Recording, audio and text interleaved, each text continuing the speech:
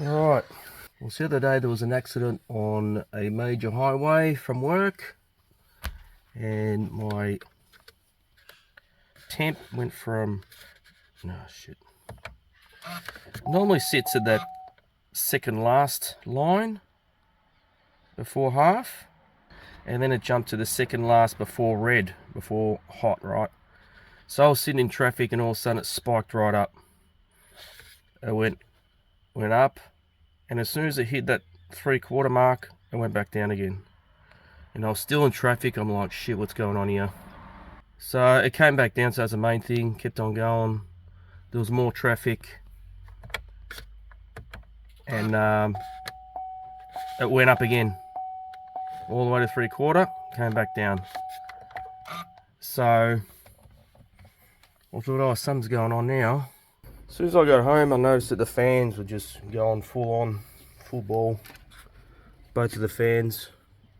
And then I looked down, and straight under here there was a water leak.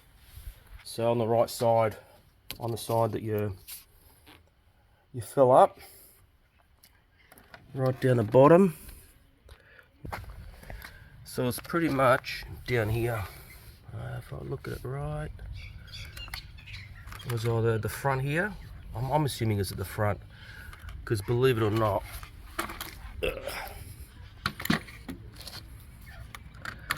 and you can still see the mark. All down here was full of, up to about here, it was like wet dirt. And that was because the air duct that comes to here and here has got a little foam seal, so any shit that goes through there just gets held up in there. In the past I've blown out some leaves and all that, but I couldn't really see behind this foam seal what was behind there. But yeah, I couldn't believe it. So yeah, the leak was coming out around, was pretty much dripping down here. So it's from somewhere around here. So I looked online to see, all right, how do you replace a VF radiator? There was one video on how to do it, which was helpful, but it was only for a manual, it wasn't for an auto. When you have auto, you've got these cooling lines that go through the radiator. That sort of threw me out a little bit.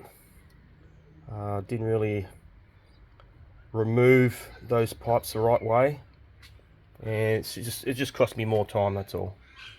So I thought I'd do this video. Pretty simple. It's actually, when you look at it like this, it's pretty daunting, but we'll just pulling parts off. It's pretty simple. So to start off with, all you have to do is take this clamp off, take that clamp off, take this pipe off. You just squeeze, pull, take this clamp off, and then all this is gone. Gives you a nice view. You undo this, it's called a steam pipe. Take this hose off. That's probably, it's sort of a bit of mucking around with these clamps, but that's probably the hardest part, really, is just the bloody clamps. And if your hose is stuck on the housing, then that's a bit of a shit to get off as well. But yeah, get that off. This pipe here, I undid this pipe here. You can either undo it there, whichever way you want to go. And then you've got the overflow that goes all the way up to about here. You can undo that, just take it off. And then this one can stay, but I'd take it off because that's from the steam pipe. So it's pretty much what bleeds. This is what I believe. All the air gets trapped in the heads, and then they just come through here and then out the cap here, and it just bleeds out. That's what I believe anyway. So you can just undo it there, so it's easier. While I'm here, be careful when you take this radiator out. It's a little bit of mucking around. even me having my finger, I think I had my little finger or second last finger on this little pipe, it just snapped off.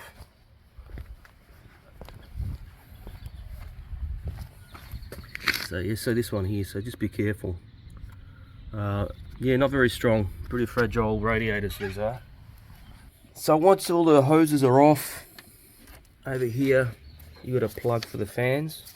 You just undo that plug. You undo these two mounts, you just unbolt it, and then this is it's like a clip, clips into there. You just sort of push it out, pop it off on that one. The shit of a thing that you're gonna have to do is take this guard off as well, and this guard's got 4 bolts, and then it's just screws all the way through the front, I guess, as it goes like that under the car. Once you take that guard off, once you take it off, then I'll show you what the go is with the, I guess this is the condenser for the aircon, and then the cooler lines down there. Alright, so let's go into the car now. Now there are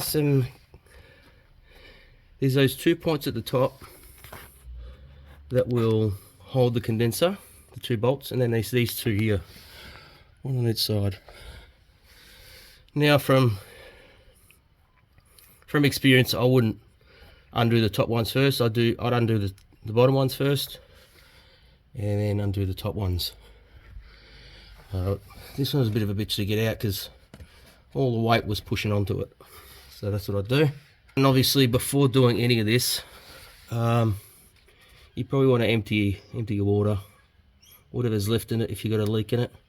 So just undo that, empty all the water out, and then take the radiator cap off, which will make it flow a bit quicker. So this is that duct that I was telling you about that's up against the radiator. So this actually holds a lot of dirt up against the radiator over time. So it's a good design for airflow, but I don't know if having this bit of foam was a good idea or not. So you've taken the 2 top bolts off, and you've got these 2 bottom bolts to take off. All the hoses are off, obviously. And these are the transmission lines I was telling you about. So I actually took this whole thing off. I unbolted it, and you can do it because you're going to take this radiator out anyway. So it's probably the easiest way to take it out, because when you get a new radiator, these are already on your new radiator. So I don't think you're meant to undo it by there. If you rip this plastic retainer, if you push it backwards, it sort of holds this clip in, and I'll show you when I get back up what it looks like. And you undo these 2. So I think it was 22 mil, I think it was, or 20 mil. I can double check. Just take these lines off and just undo it, push them aside, and your radiator is pretty much ready to come out. And these are the top ones I was talking about, like I said before. Sorry, these ones here for the condenser.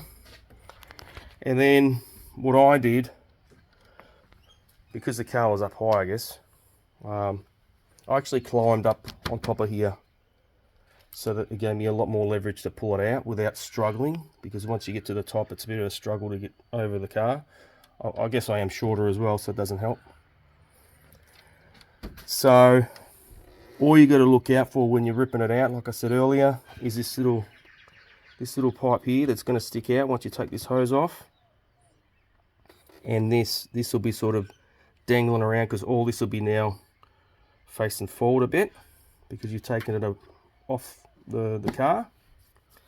And it's just a matter of making sure you don't catch on anything when you just slide it all up.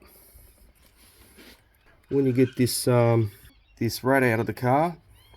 Then it's just a matter of transferring the thermo fans, which is just 2 bolts at the top, and it clips in here,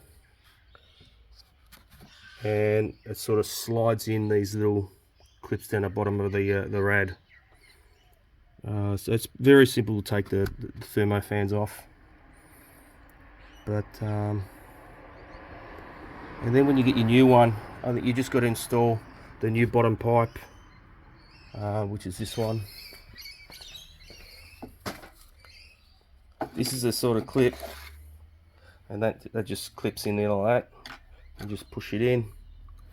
And this is the same sort of clip that you get for the transcooler lines. So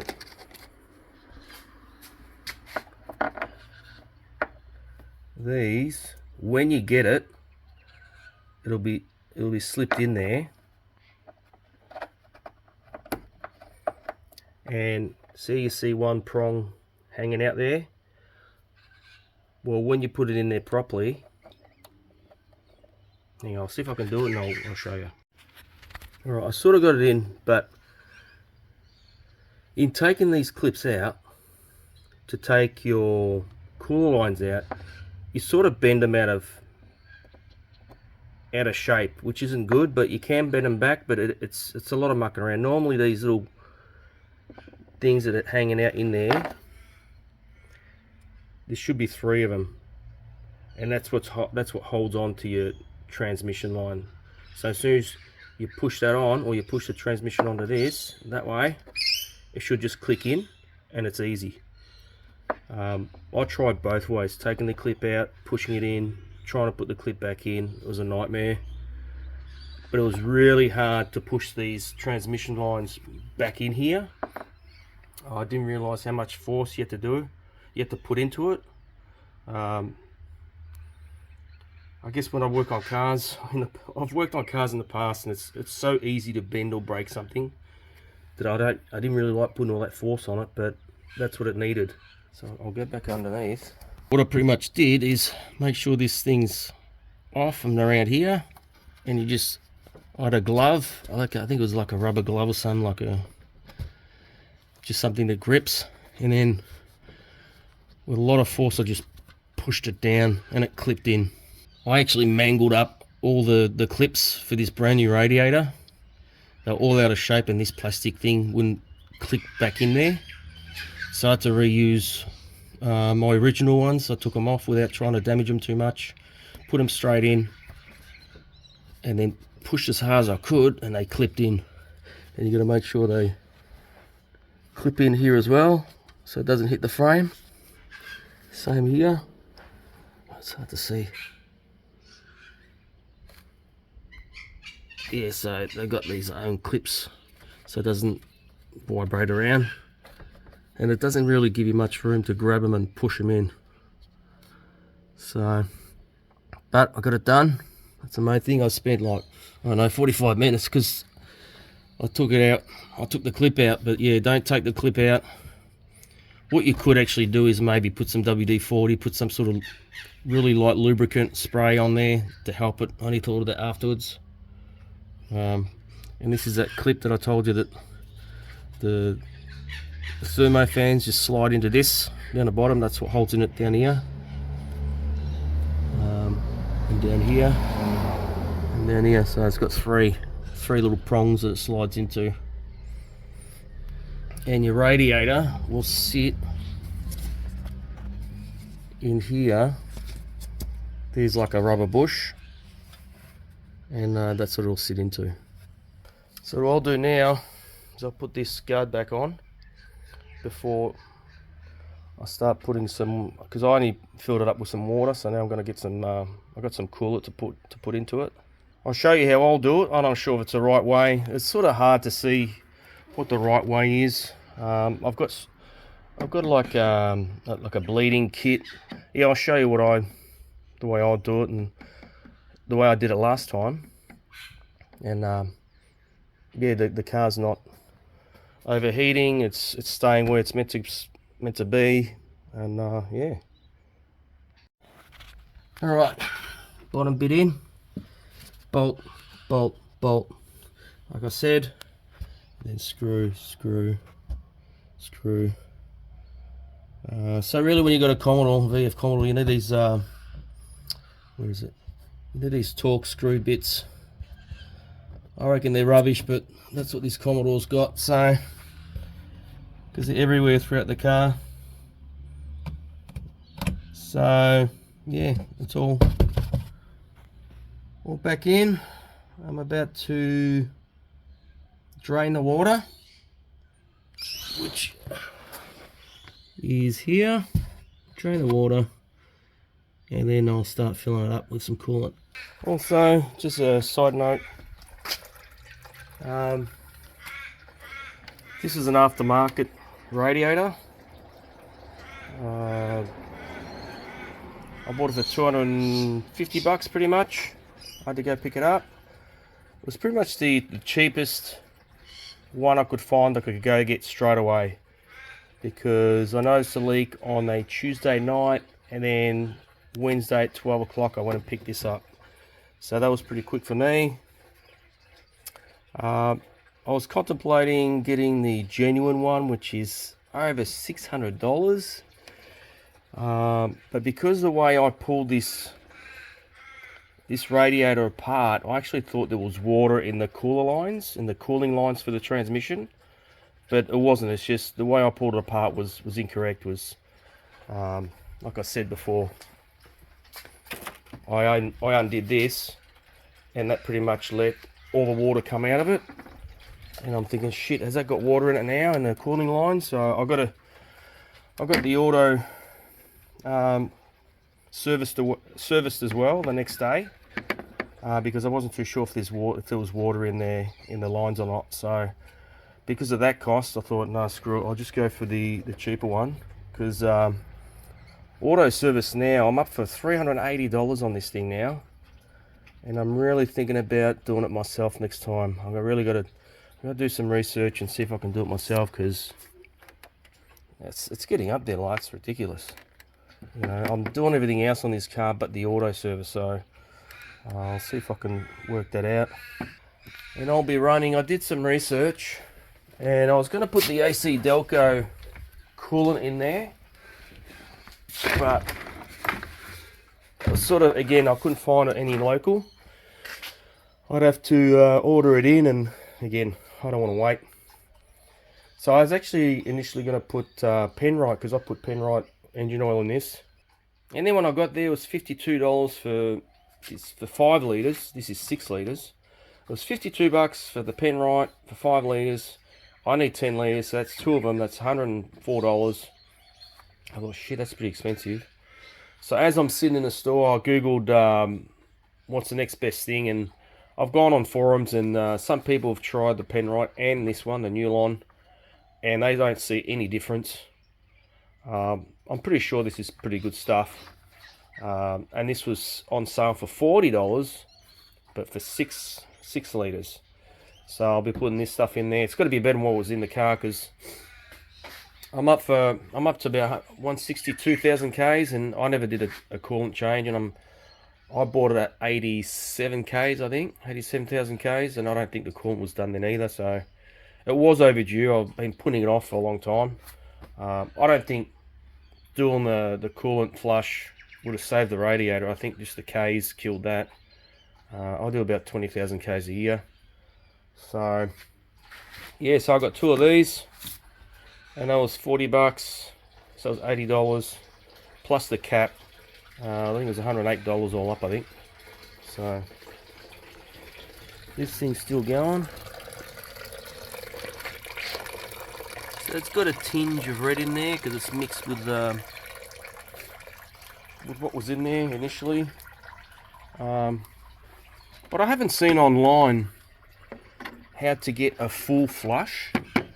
I don't think you can get a full flush, because there's always going to be water in the engine. It's a bit like an automatic transmission service. You're never going to get all the oil out. Like, that converter's full of oil. I'm sure that just from the pan and what's above the pan is going to, get rid of all the oil. And it's the same with this coolant. You know, like, there's only so much you can take out.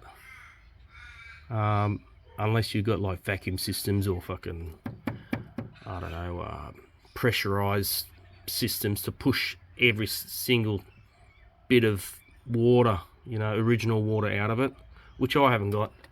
But yeah, everyone pretty much, you know, empty as much as you can. And the only other thing is the overflow bottle. That'll probably have some water in it.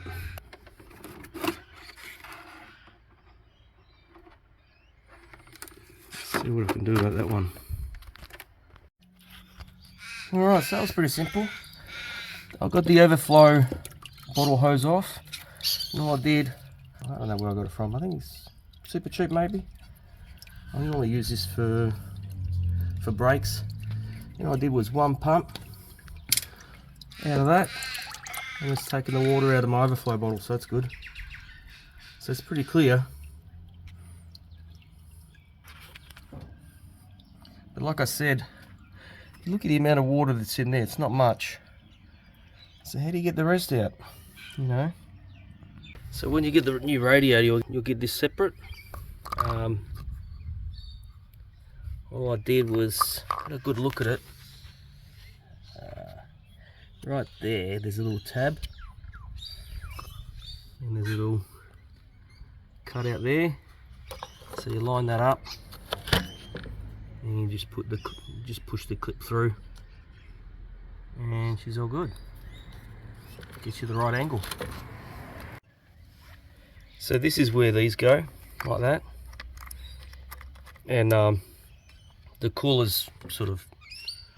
This is pretty much what holds the cooler in there, which I was shocked at because I didn't undo it the right way. As soon as I took it out, water came out, and I'm like, holy shit, is there water in my lines or what? Because I've always taken them off the sides in the past. But no, this is what holds the cooler in place, these two, and seals it as well. So this is like clamped against this plastic radiator, this plastic piece of the radiator. Yeah, that's what secures it in there. Bit of a cheap setup, but I guess it works. But yeah. So this is how you'll get it, your new radiator with already a clip in there, and then you just push your pipe on there. Alright, so it's now time to fill up. I bought this kit off eBay. I think it was about 20 bucks or something, and it comes with all different attachments. I got the right one for me. Hang on. Let's fill her up, eh?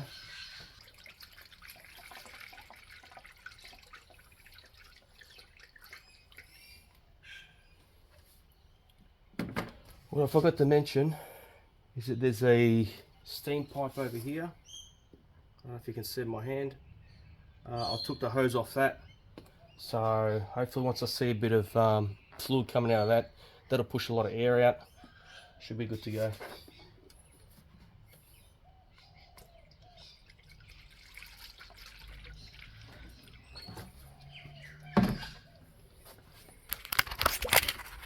Alright, started coming out of there. I'll put the hose back on. There was a lot of air that came out before the fluid, obviously.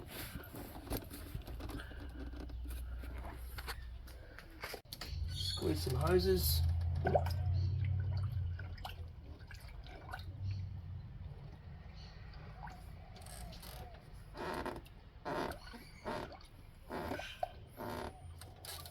So I'll start her up.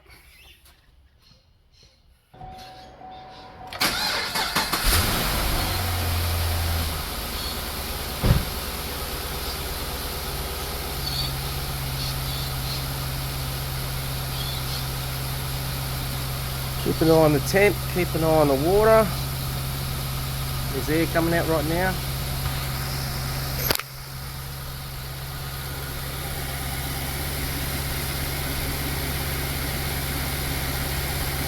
We've just got to wait until that stops.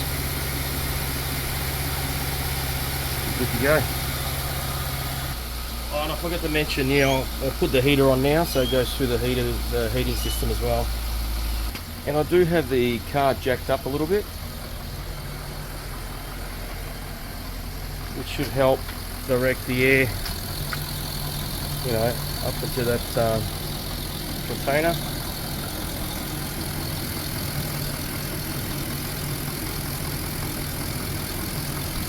Bubbles are sort of settled, so I'll just go up to about 2,000 for a little bit.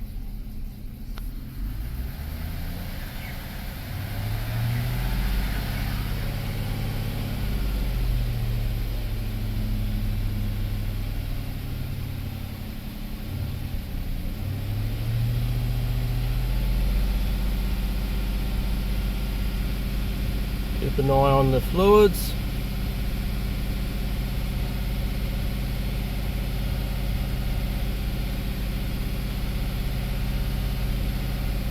Keep an eye on the temp.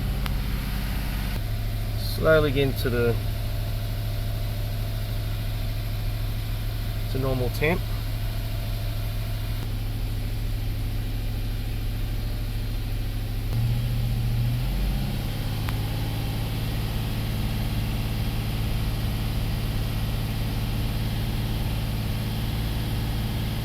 So we're on the right temp now, so hopefully it doesn't go up. Around 2,000. Temp's still good. I can see it's steaming hot out of that bucket out there. It's staying on temp here.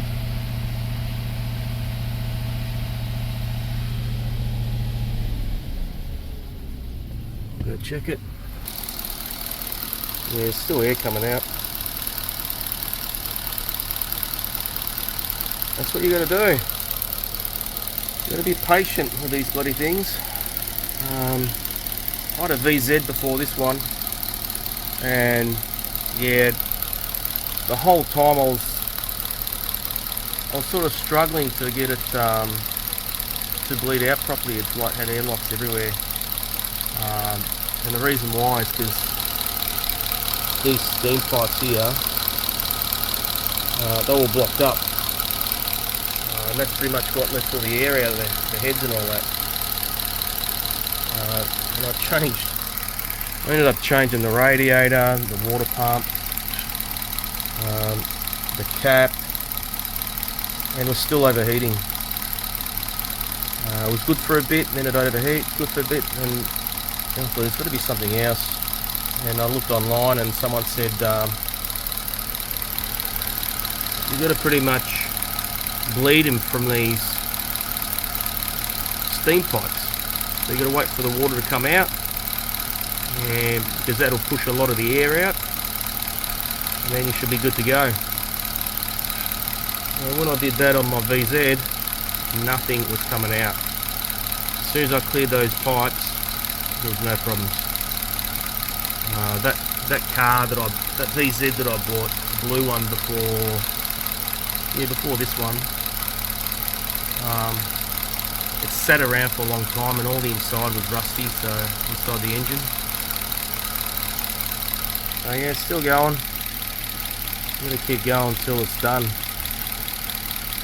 until it stops. A quick check of the temp.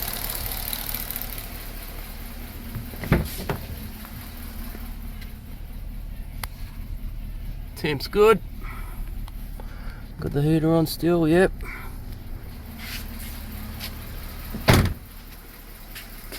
How dodgy is that, eh?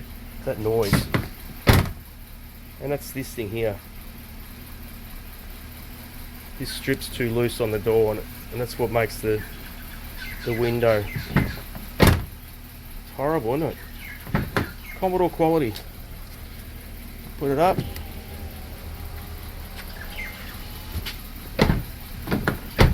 No problems.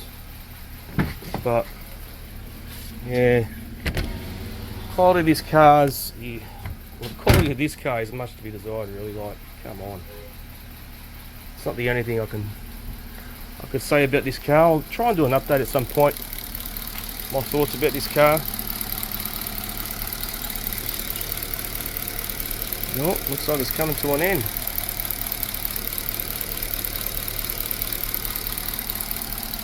I might actually bring it back down. Been a while now. Still slight bubbles. Probably been 5-10 minutes since the last footage I just took. So yeah, I'll just spread it out. And I think that's pretty much it. I filled up the overflow probably 3/4. And yeah, it's a waiting game now, I think. I checked the temp just then and it was good, temp's good. Just waiting for these bubbles to stop. There we go, there's a fair few trapped in.